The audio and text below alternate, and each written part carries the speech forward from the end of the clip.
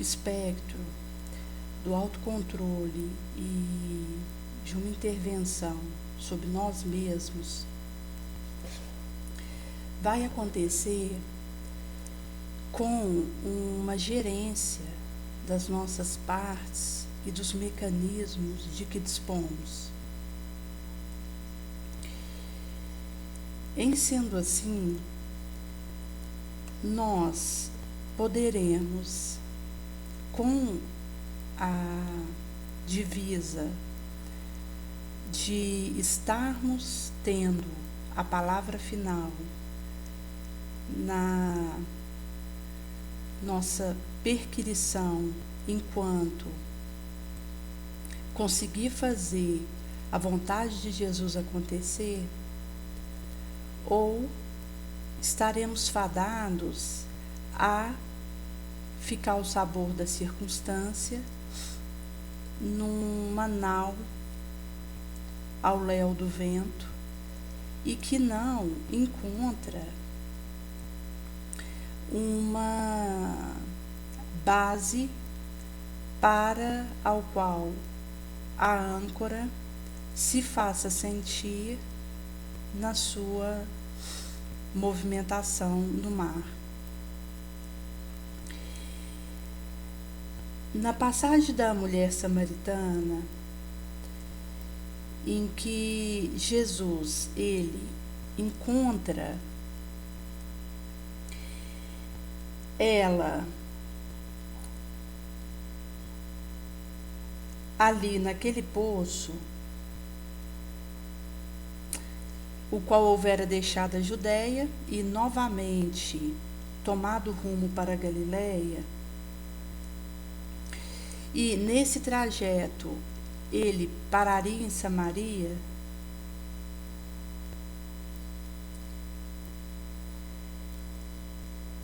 se demorou em Sicar, que é uma cidadela da suprestada Samaria, e ali permaneceu próximo de um local que Jacó houvera dado a José, seu filho, e ali estava a fonte de Jacó. Jesus estava cansado, porque havia jornadeado, e as viagens naquela época que Jesus fazia era a pé, quilômetros, de uma viagem que acontecia no terra a terra. E naturalmente, quando ele chega ali numa hora sexta, ele estava precisando de um refazimento. E vem essa mulher de Samaria para pegar água nesse poço. E Jesus pede para ela: me dá algo para beber. Ou seja, ele sentou ali, sabia que ela viria, a aguardara e fez a abordagem do pedido da água. Os discípulos não estavam com ele porque houveram se locomovido para pegar mantimento na cidade. Em sendo assim, ele estava ali sozinho e avista a mulher, inicia esse diálogo com ela, que a deixa estupefata por ser samaritana e ter um judeu pedindo água para ela, visto que samaritano e judeu não se associavam, não havia uma conexão que estabelecia entre ambos. Então Jesus retroage dizendo: se você conhecesse o dom de Deus, o que promana dele, e quem é que te diz, me dá algo para beber, você me pediria esse líquido e eu te daria não uma água qualquer, mas uma água viva,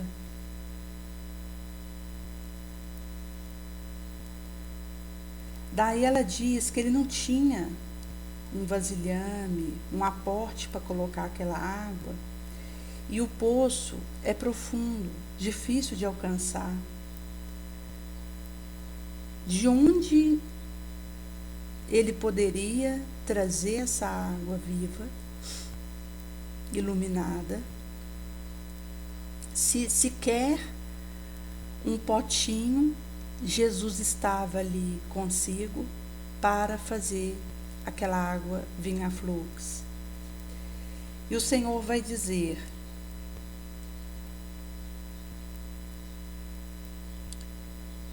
acerca da água que estava ali naquele poço, porque conforme a samaritana dissera, que fora o pai Jacó, consoante ter dado aquele poço a eles, do qual ele mesmo havia bebido, e também seus filhos, seu respectivo rebanho. Consoante essa questão, Jesus diz que quem bebe dessa água vai ter sede de novo, em seguida, depois que passa algum tempo. De acordo com a atividade que eu estiver fazendo, passa alguns minutos, eu já posso ter uma sede novamente. Se eu tiver numa atividade menos intensa, isso se estende por um tempo maior até que eu venha ter sede dessa água novamente. E existe inclusive a recomendação de 2 litros de água por dia para hidratação sanguínea e viabilização normal do rim. E que nós não devemos esperar ter sede para beber água. Precisamos, ao longo do dia, na pauta da possibilidade, ir pegar um copo de água, preferência natural, porque o impacto é menor no coração quando você põe aquela água para dentro, e fazer essa lubrificação orgânica. Mas é curioso que Jesus, ao trazer a questão da água que ele falara, ele faz esse paralelismo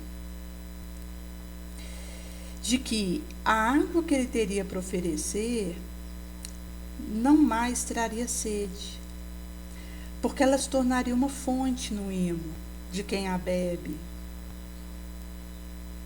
e recebe, que jorraria para a eternidade, mostrando aí essa internalização da lição de Jesus,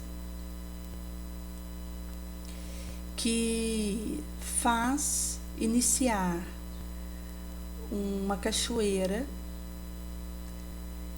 que vai transbordar e que vai poder matar a sede de muitos, visto que aquele que se compromete com o legado do Cristo, ele não se contenta em receber para si. Pelo contrário, ele renuncia a si mesmo, toma a sua cruz e passa a ajudar Jesus, estendendo a mão para tantos quantos necessitem. Que é o movimento em que nós vamos servir, onde a nossa vontade é subjugada à vontade de Jesus, que é a que vai prevalecer nessa fusão da nossa vontade com a dele, onde abrimos mão de qualquer objeção ou imposição, porque o único interesse é o serviço do bem mesmo. E aquela passagem fatídica onde Jesus dissera que o Pai trabalha até hoje e eu trabalho também, na tradução literal, o verbo seria servir. O Pai serve até hoje e eu sirvo também. Daí, quando Jesus esteve entre nós no seu prélio bendito, ele houvera servido a nós sem receber algum salário por isso, na gratuidade, na doação. Não há indicação, porque não ocorrera, de um sindicato a favor daqueles que fizeram aquele trabalho do arranque inicial cristão, de algum tipo de defesa. E de reivindicação. Pelo contrário, Jesus ele inicia um movimento onde a doação e a renúncia de si mesmo é a base, conforme o testemunho que ele dava. Visto que não só não fazia reivindicação para si, não recebia salário, mas estava a serviço de nós o tempo todo, conforme já estivera antes, porque tem nos auxiliado até aqui, sem solução de continuidade, e ali continuava esse prélio bendito. E o Cristo, ao nos mostrar que serve até hoje, conforme o Pai, que serve ininterruptamente, nos mostra que, ao abraçarmos a proposta messiânica de querer ir após o Mestre, estaremos dispostos a um serviço de doação 24 horas, onde eu coloco tudo que movimento por essa causa, sem que alguém me constranja a fazê-lo, sem que alguém precise ser excessivo, invasivo ou precipitado para tentar me alertar, porque de próprio punho eu percebo que, abrindo mão de tudo em favor da causa maior, é que poderei espargir o bem, de fato, cuja base, ancoradouro, é o desinteresse completo, a abnegação, o bem pelo bem. E aqui é oportuno nós trazermos a figura ínclita de Nossa Senhora, que quando o anjo Gabriel foi ter com ela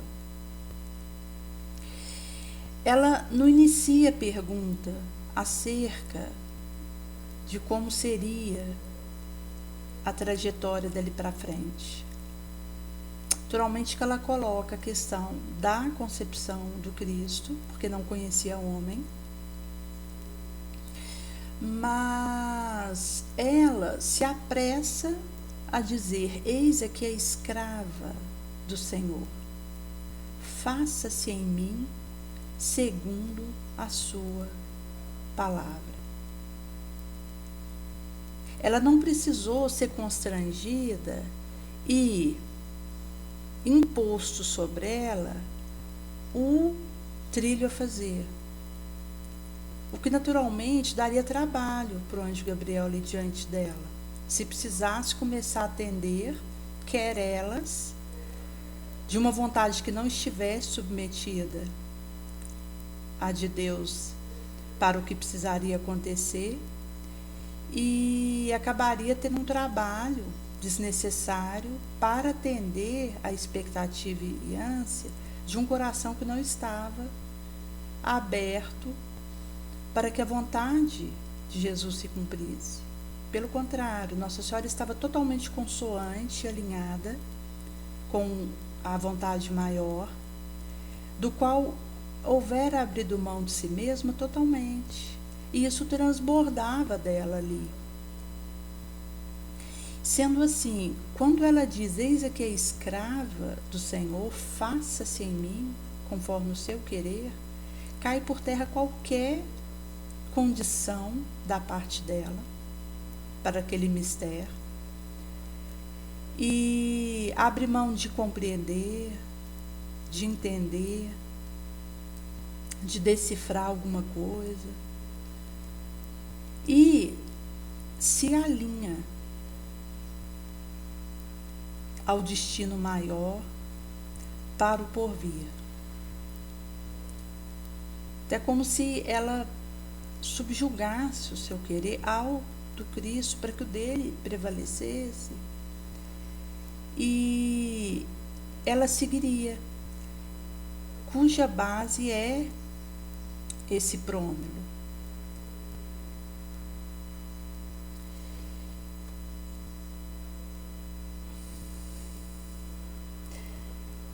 Em sendo assim, quando Jesus esclarece para a samaritana do que ele falava, como que o olho dela se abre. E ela retrocoloca: Senhor, me dá dessa água, me dá dessa fonte. Porque assim, eu não teria que fazer o pálmilio até aqui para retirar dessa água, não voltaria a ter uma sede. Naturalmente que ela estava ainda falando de uma questão material, pelo alcance que ainda não havia acontecido, do que estava sendo rasgado, e vinha até ela. Mas já havia um despertamento que iria culminar com a colocação de Jesus do que ela havia vivido até ali. Quando Jesus então a diz: vai, chama o seu varão e volta. E ela responde: não tenho varão. Quando Jesus antecede dizendo: você teve 5, e agora o que você tem não é seu. Nisso disseste a verdade, de fato. Quando ela vai pulverizar diante do Senhor a sua profecia: nossos pais houveram adorado nesse monte, mas vós dizeis que o lugar onde é necessário a adoração é em Jerusalém.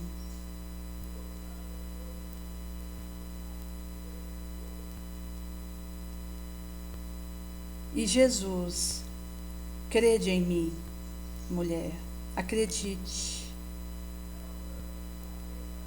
Virá a hora em que você não adorará o Pai, nem em Jerusalém, nem nesse monte. Nesse momento você adora o que não conhece. Nós adoramos o que conhecemos, porque a salvação houvera vindo dos judeus.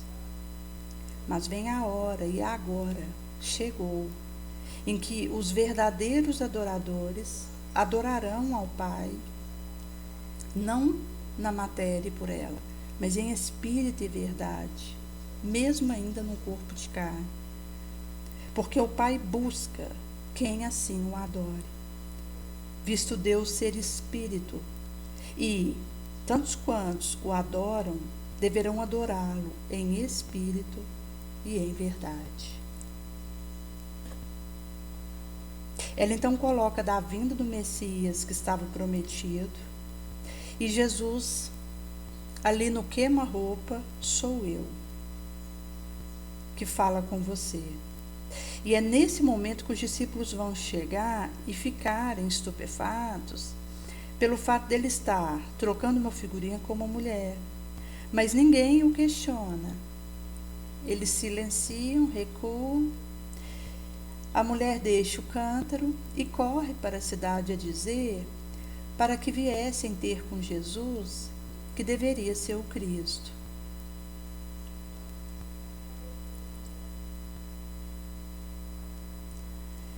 E vai nos mostrando essa questão da leitura do Evangelho, que é o que de mais importante nós podemos ter contato. Porque quando nós estamos lendo os relatos dos 4 evangelhos, Mateus, Marcos, Lucas e João, nós estamos em contato e sendo influenciados pelos benfeitores que inspiraram os apóstolos naqueles escritos.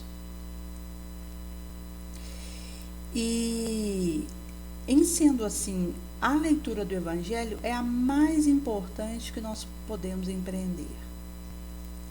Precisamos nos debruçar nessa leitura diariamente, de forma infatigável, separarmos no dia, nem que seja 15 minutos para essa leitura, mesmo que estejamos ali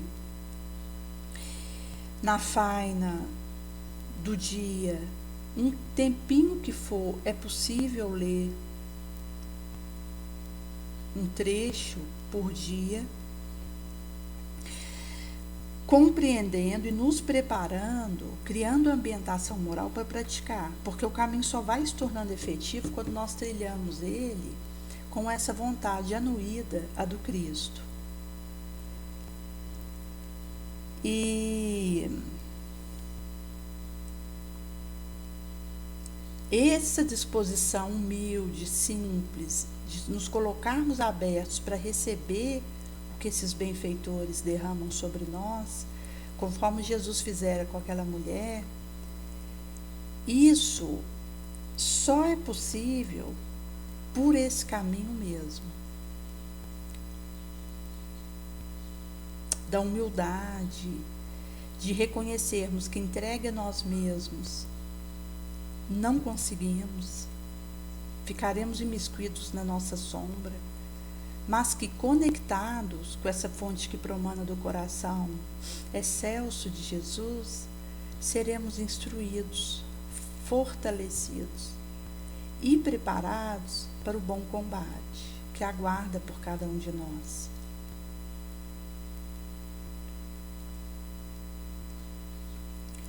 Ainda mais quando nós estamos falando de um tempo de intercambiamento multimídia e que nós distribuímos e recebemos informações de mão cheia pela rede social, a esperar de nós essa seleção e o uso para o bem dos ferramentais que foram colocados em nossas mãos,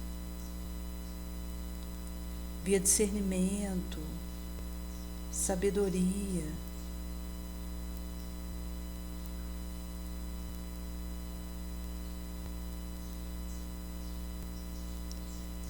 Em sendo assim,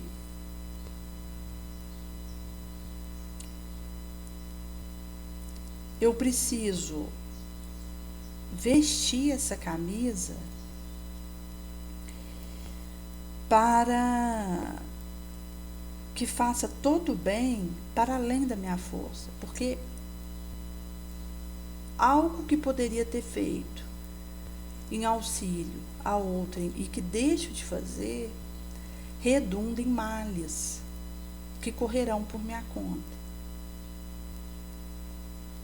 Por isso, cada qual, no setor de serviço que é chamado a movimentar, precisamos abraçar e ser fiéis. E quando nós nos imbuímos desse espírito de serviço, de doação e de entrega ao querer maior, vai acontecendo de que nós vamos calando as nossas inferioridades em benefício de algo maior. E com isso vamos nos protegendo de deserções por melindre, capricho. Alguém que começou a frequentar um dado centro espírita, acontece alguma coisa que o desagrada, ele vai afasta. Ou seja, existe aí uma vontade que ainda não está completamente alinhada à vontade de Jesus. Por isso, essa noção de serviço e doação e que nos encontra como Maria, pedindo para que seja em nós feito a vontade de Deus, ela cala nossas sombras, nossa inferioridade, e em meio a situações que vivamos, vamos nos afastar do risco de desertar, de desistir, porque temos em mente o que realmente importa. Daí a minha sombra está aqui, mas ela já não tem uma voz sobre mim. Eu tenho a voz final sobre ela. Mesmo um sentimento, seja de um ciúme, uma inveja, uma ira, que tem a ver com as nossas paixões e os nossos resquícios menos felizes, e que na verdade ainda diz de um breu que nós precisamos vencer, à base de esforço ingente, ciclópico, nós vamos diluindo isso. E assim, abraçarmos as nossas tarefas, conseguiremos ser fiéis, perseverantes e seguir, apesar do que for. Visto que, naturalmente, conforme Kardec comenta na Revista Espírita, o adversário do doutrina espírita tenta armar uma cilada para nós. E acontece que se percebe que nós estamos sendo fiéis ao que propomos e que outros têm sido beneficiados, e aquilo entra numa linha contrária e que choca a sua previsão, ele vai tentar estender a armadilha para os nossos passos. Se ele não encontrar uma razão boa, suficientemente lógica para me combater, uma das táticas que ele vai tentar fermentar é me arruinar por mim mesma. Daí ele me espreita para perceber onde é o meu ponto vulnerável. Aquilo que, se ele mexer, pode ter uma chance de me cair. E ele faz isso com um ardor mesmo, que provoca, espreita, cava uma ocasião de me pilhar em falta, em deslize, de me surpreender. Inclusive tentando usar uma auto-obsessão para que eu não fique de pé diante da minha própria vulnerabilidade. E ao perceber que falhei, desista de continuar tentando amar.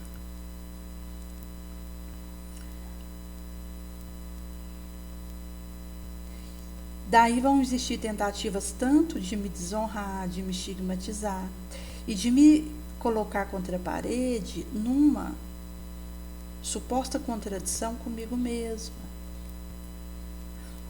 onde eu dei contra-testemunho. Por isso nós precisamos manter guarda e vigiar. Precisamos ter antes esse excesso de circunspecção, de cautela do que imprevidência. E precisamos ser humildes, porque com esse tipo de vibração em nós, conseguiremos olhar o que acontece e resolver. Sem que decepções conosco ou com os outros nos parem, nos enregelem e nos inutilizem.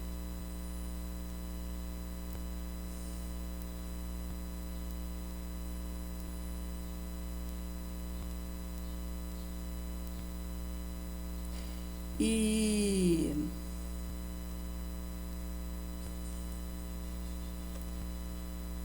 Em sendo assim, a fascinação é uma forma de um dano importante à minha razão, em que acredito que estou sendo bem-sucedida no que falo, faço, enquanto estou num ridículo.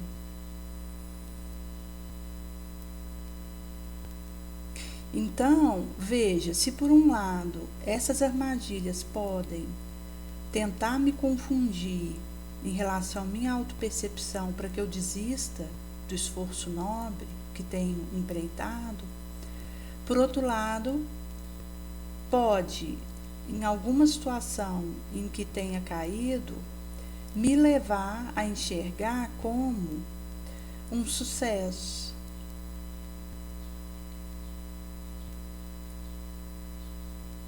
Daí, para lidar com isso, nós temos a vigilância mesmo, consoante Jesus. Para que estejamos atentos a esses movimentos da sombra. A começar pela vitória sobre a sombra que há em nós.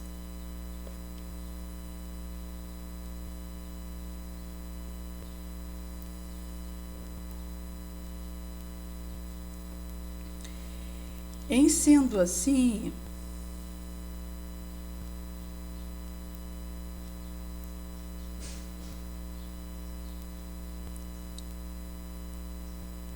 somente por esse caminho da internalização das lições imorredoras, da ascendência em relação à ação e reação, em que mesmo diante de uma investida obsedante sobre nós, que tenta alimentar ideias fixas, seja em relação encarnada a um desencarnado, e nos monoidear, monopensar em torno de conteúdos de perda de tempo, de rancor, que só nos atravanca, e que acaba nos tirando do foco daquilo que precisamos realizar para abordagens improfícuas, estéreis, nós ascenderemos em relação a isso, liberando o perdão tantas quantas vezes forem necessárias, a elevarmos na caridade genuína e a fermentar os metais benditos do dar sem esperar nada em troca, que é esse espírito de serviço.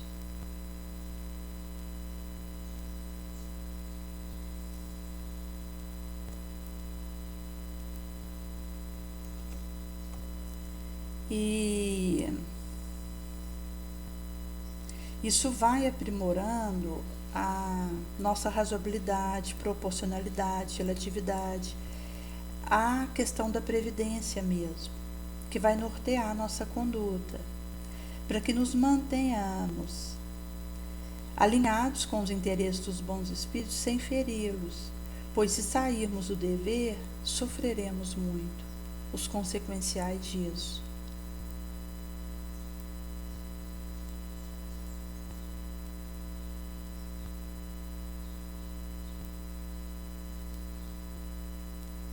Isso vai também fortalecendo em nós a gratidão,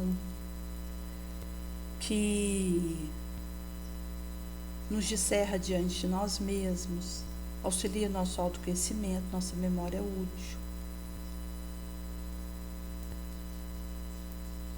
Fértil,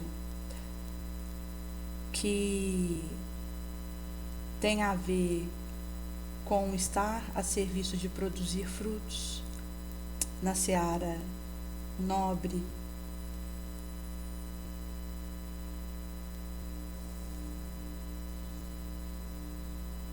E isso também vai nos conferindo uma leveza, um bom humor, um bom ânimo, que é imprescindível.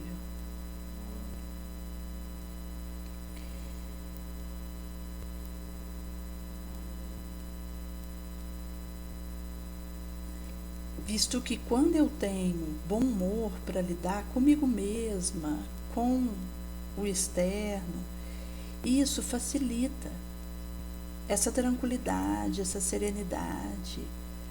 São passos mais bem dados que me coloca com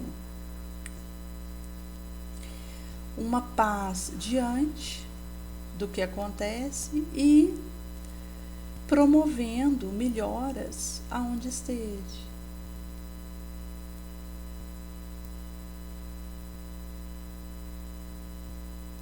Esses metais da caridade moral despreza ofensa, não passa recibo ao mal. Responde com silêncio, trabalho. E já não vai fazer diferença se o que está vindo na nossa direção é aplauso, é vaia, é tomate ou é confete, visto que a nossa preocupação, mistério, é estarmos sendo fiéis ao ideal maior, do amar como Jesus nos ama. Daí nem iremos querer saber se o que está vindo é A ou B, mas de estarmos sendo, via consciência profunda, aqueles que estão internalizando as vozes que vêm do Cristo na nossa direção e fazendo isso ser em testemunho concreto para quem renteia conosco, encarnado ou desencarnado.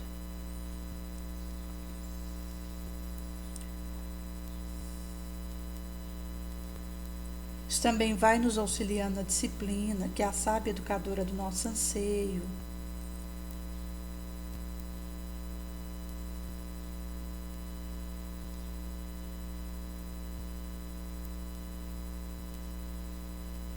E finca em nós esse pão da possibilidade, ao invés de pedra da vaidade, que invalidaria nosso esforço.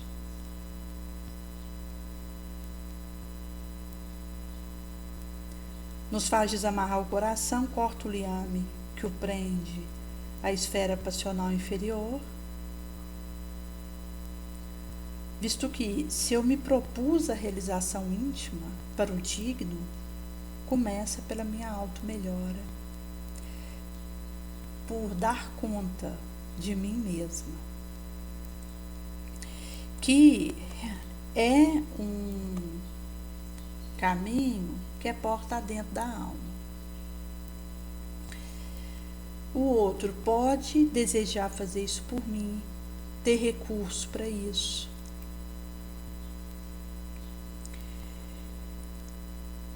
E conseguir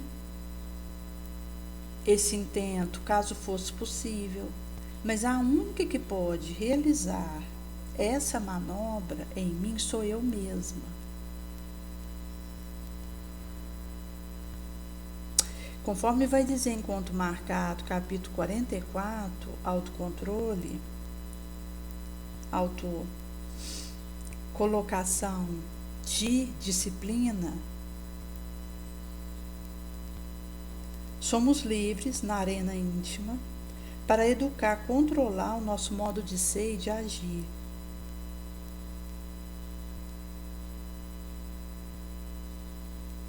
Daí o império de nos decidirmos ao difícil e desafiador empreendimento desse autodomínio. E possamos romper, seja com uma fuga pela tangente de um desculpismo, de algo a esmo, ou explodir por uma tempestade, um colossal magnético, de ira. Mas vamos conseguir nos conter, recuar, nos governar.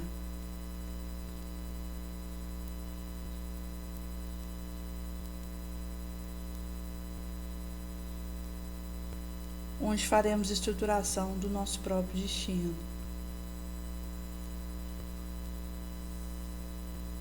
Por isso, quando vem alguma situação, se eu lido com aquilo trabalhando mais no bem e enchendo a minha mente de pensamento nobre, é possível ir fomentando um caminho, uma trilha vitoriosa.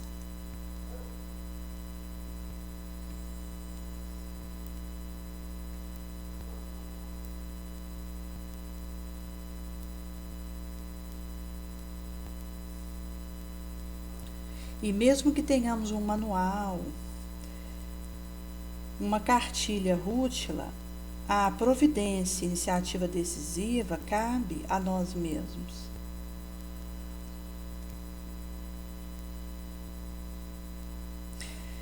E é um caminho muito especial esse.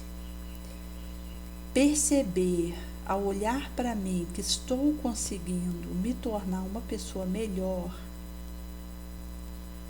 é a bênção desse convite de Jesus.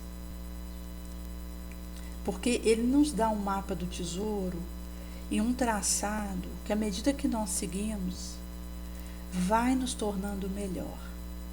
Não tem como você seguir após o Cristo e continuar a mesma pessoa. Isso vai te modificando em aspectos sutis e, de repente, ao ver dada situação, você percebe a diferença do que acontecia antes em relação à sua esfera, aquilo que promana de você.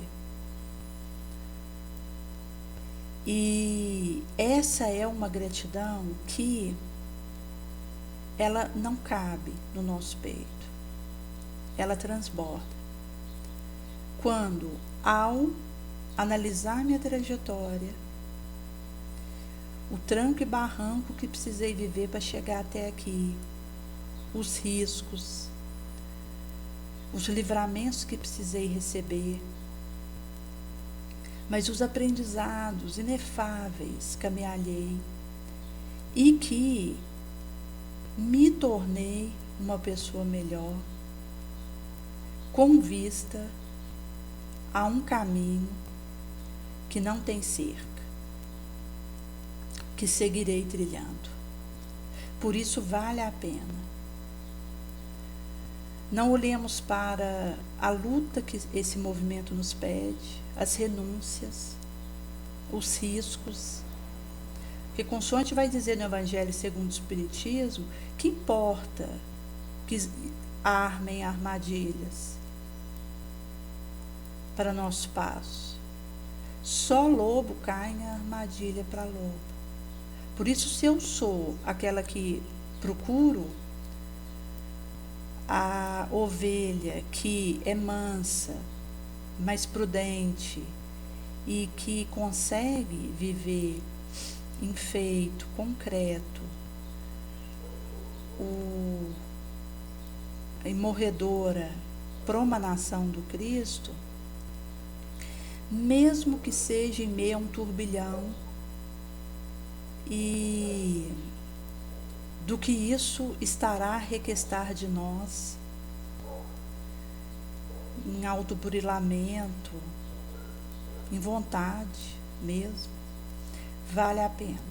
Quando, ao olhar para você mesmo, ao se analisar no espelho, percebe que está se tornando uma pessoa melhor. Consoante Jesus falara para o leproso, vai, segue. Enquanto você estiver dando passo e não se detendo, seguindo nessa trilha que tracei, acontecerá de irmos ficando curados.